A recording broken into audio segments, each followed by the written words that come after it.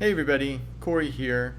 Today I wanted to do a short video on GraphQL subscriptions with GraphQL Nexus and Prisma. Previously I did a video series on GraphQL Nexus with the Prisma plugin. If you're more curious about that, feel free to check it out. This video is more or less just an extension of that. Now, the subscription implementation that I'm going to do here, it's not going to be super advanced, and I'm not going to go into a lot of the theory of like how subscriptions work under the hood. I do have another video for that, so if you're more curious about how subscriptions kind of work under the hood, feel free to check that out. I'll leave a link in the description below. For this video, we're just going to build off of the previous example that I did in the GraphQL Nexus video series. This implementation it has a really simple data model. There's a employee object and an employer object, and this has a one-to-many relationship where you have one employer has many employees. So it's really simple. In this example, all I'm going to do is I'm going to set up a one-off subscription to just look at the newest employee that's created. So anytime that a new employee is created, this subscription will fire. So to do that, we are going to use an object type coming from Nexus called subscription field, and I'll show a little bit more on that here in a second. But in order to get started, all we really have to do is just come into our object types, and we'll create a new one. And we'll just say, well, I guess for my example, I'll do const new employee subscription, and I'll set that equal to our Nexus type called subscription field. And the first parameter is going to be the actual name of the subscription, which I'm just going to name it new employee. The second parameter should be an object, and this is going to include all of our configuration for the subscription. I'm going to do a control space, which will give me all the types that I can use. And the first thing I'm going to do is I'm going to specify the type. And there's many different types that you can choose here. I've seen some other implementations that will use something called employee subscription payload, which you can use if you want.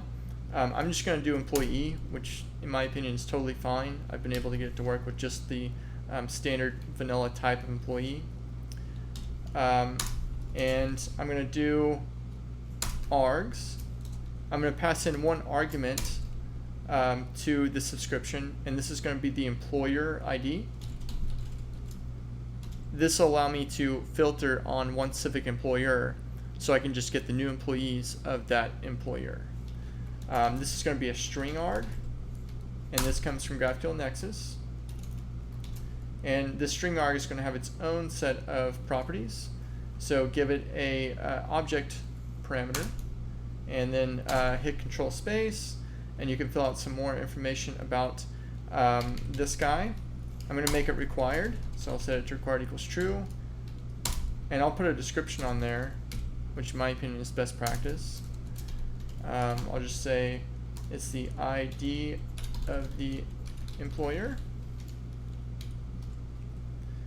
And that's all I'm going to do for the arguments. So I'm going to come after this args property, insert another comma, press enter, control space again to bring up the list. And what I'll do is I will set a description for this subscription. I'll say fires anytime a new employee is created for a particular employer. Alright, that looks good. So make a new line, and now we're going to get to the actual meat of subscriptions. You may see that there's a new function here called subscribe. This is something that's not on the general object type or Prisma object type. This is unique for subscriptions. So go ahead and specify that. And this is going to take in a async function and the parameters are going to be the same as a normal resolver. So if you remember correctly, the first parameter is the properties of the parent, and I'm not going to use any, so I'm just going to specify an underscore. The second one is going to be the argument parameters, which in this case is just employer ID. So I'll just specify employer ID. And the third parameter is going to be your context. I'm just going to create a new object here, or let me go back there. And I just need to access the Prisma object off of context. So I'll specify that there. Now this subscribe function, I'm just going to do basically one relatively large command, and this is going to be the Prisma subscribe command. So I'll do Prisma, actually I just specify return Prisma, and then hit dot, and I get all your options on there. So I'm going to use this subscribe function, and then off of subscribe I'm going to hit enter, and then it gives me my different types that I can choose from. And this is really what this means is what type are you going to subscribe to. In our case, we're going to be doing employee, since we're looking for any new employee that is created. So hit employee, and then I will open up a call signature, or parentheses, and it's going to take in a where property, but for our case, just open up an object, then hit control space, and you see we have a few different options. What we're going to do is we're going to specify this mutation in property, and then hit colon, and then do double quotes, and you can see that this is enum, and you can more or less listen on created, deleted, or updated. Since we're looking for new employees, we're obviously going to do created, but a little bonus here, if you wanted to do more than just created, let's say you want to do all three, this mutation in could also take in an array, and then you could specify more than one if you wanted. So I could do deleted and updated if I wanted to, but I'm not going to in this example, so I'll just remove that, and I need access to one more property, and that is the node property. This node property allows me to do another series of filters, or filter, if you so want to. In this particular example, we're filtering on the employer ID, which, let's see, I guess I misspelled here, so let me fix that. So we'll need to access this node property, and that takes in an object. And I'm gonna hit enter to give me some more space, and I'll do control space, and these are all the additional filters that I can add to this employee subscription. Since we're trying to filter based on the employee's employer, we're going to type in, or we're going to look for the employer property. So just type in employer. You can see it autocomplete there. So just hit enter, and this is going to be an object as well. So just create a brackets and hit control space, and it's going to open up another series of parameters. We want the employer ID, so just type in ID, and then set that equal to our employer ID. Alright, so that should be good. Now after this employee object, we also need to do one more thing. We need to hit the this node property here and give it a call signature. And that should be it for the subscribe function. We do need one more declaration here.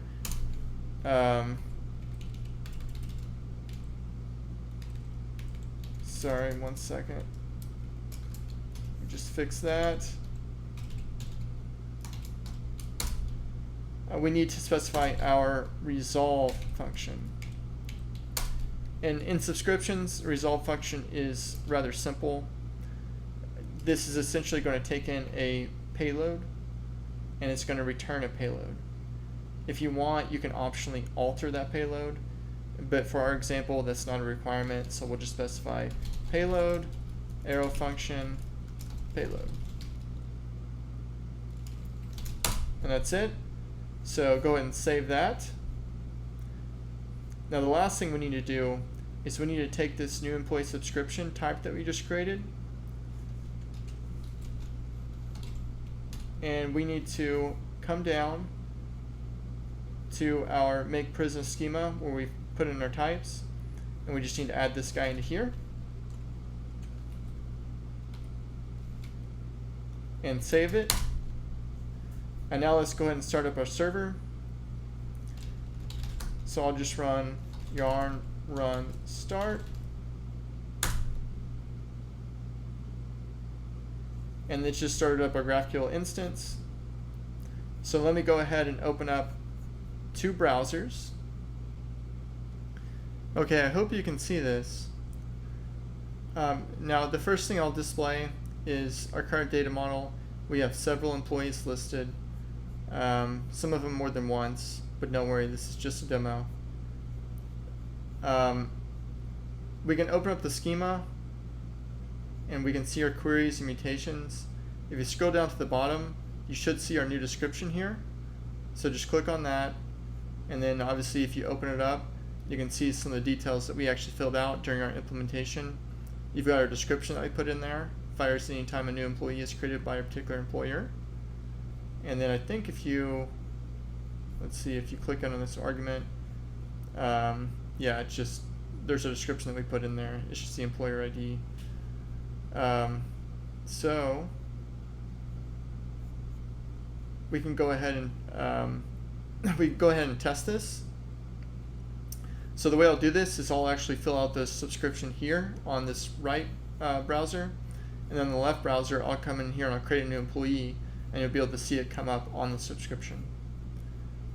So let me come over here and I'll do subscription, and I'll say new employee, and it's going to have one parameter of employer ID, and it's going to be a string that's required, and then I'll specify new employee, and this is going to have an employer ID, and we're going to assign it to our variable that we just created above, employer ID.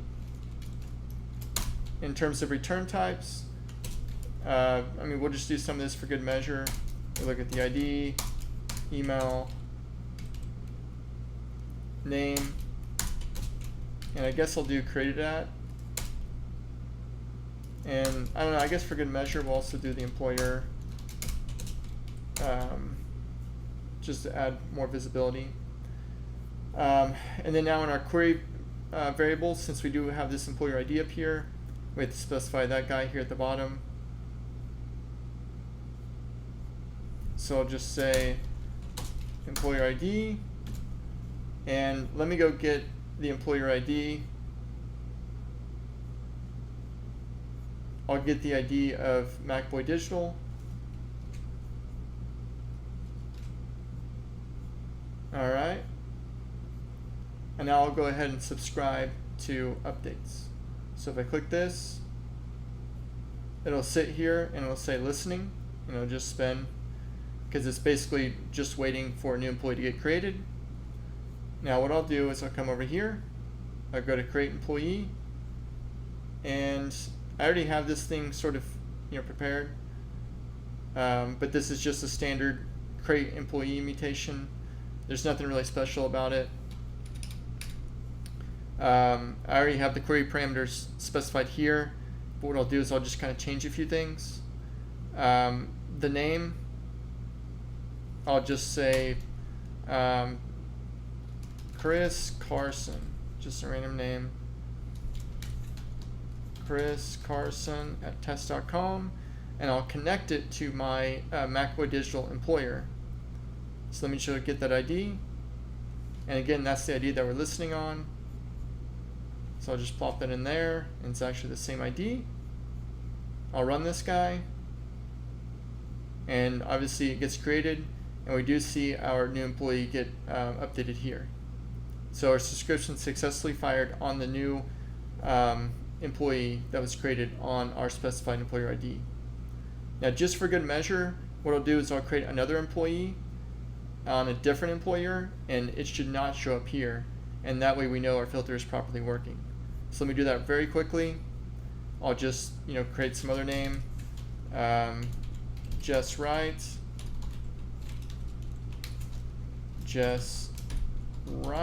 at test.com, and I'll just give it a different employer. So let me just scroll down here to Raise Automotive. I'll take that guy and I'll put that in as the employer that we're connecting Just Right to. I'll create that, and now you see that Just Right was created, but it did not fire on our subscription. So we know that our subscription is properly working and is properly being filtered. Well, that's it for this video. It was short and sweet, so I hope you liked it. If you enjoy this content, please like and subscribe, and I guess watch for new videos. Thank you. Goodbye.